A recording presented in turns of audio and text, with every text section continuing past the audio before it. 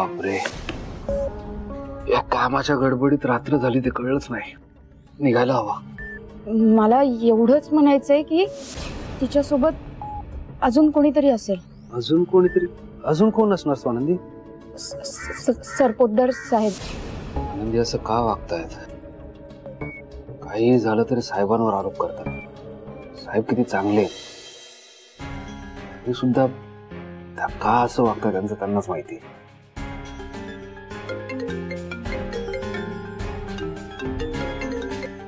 हा मॅडम बोला.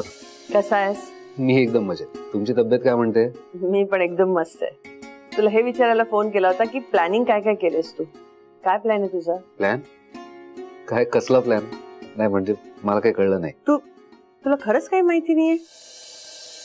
अरे असा गुन्हा केला ना तर फाशीपेक्षाही मोठी शिक्षा मिळते बायकोकडून नवऱ्याला.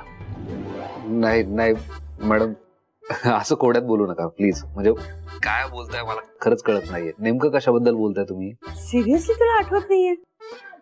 तुझ्या बायकोचा वाढदिवस आहे परवा. तू कसा विसरलास? आणि त्याचं काय प्लॅनिंग केलं हे विचारायला मी तुला फोन केला आणि तू. Sorry. Thank you so much madam. म्हणजे मी खरंच विसरलो होतोय. बायकोचा वाढदिवस विसरणाऱ्या नवऱ्याचा मी जीव वाचवलाय. फक्त थँक्स म्हणून काही नाही होणार आहे. मी तुझ्याकडनं वेगळी पार्टी घेणार आहे, कळलं? दिली 100% दिली. काय रे, तू खरोखर स्वानंदीचा वाढदिवस विसरलास?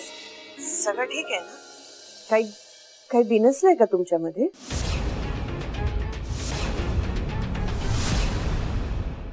मणी, काय प्रॉब्लेम आहे? तुम्हाला नाही सांगणार? नाही तसं नाही मॅडम. म्हणजे तुम्हाला कसं सांगू तेच कळत नाही. काय ना प्रॉब्लेम स्वानंदीच्या वागण्यामध्येच आहे. म्हणजे मॅडम माझ्या बाबतीत किंवा स्वानंदीच्या बाबतीत काही झालं ना तर त्याचा संबंध त्या साहेबांशीच लावता.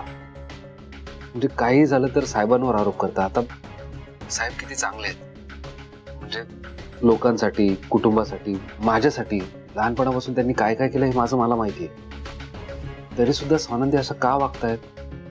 तुम्हीच सांगा मॅडम, हे बरोबर आहे का? स्वानंदीचं बरोबर आहे, कारण ती त्या माणसाचे खरे रंग जाणून आहे. तुला माहित नाहीत म्हणून तू असं बोलतोस. हॅलो मॅडम, आवाज येत नाही का? Hello hello. हा अरे समजून घे ना मणी थोडस. ती प्रेग्नेंट आहे रे, आणि अशा वेळी मुलींना त्रास होतो आणि त्यांचा स्ट्रेस लेवल वाढतो, चिडचिड होते. आणि अशा वेळी आपल्या माणसाने समजून घ्यायला हवं.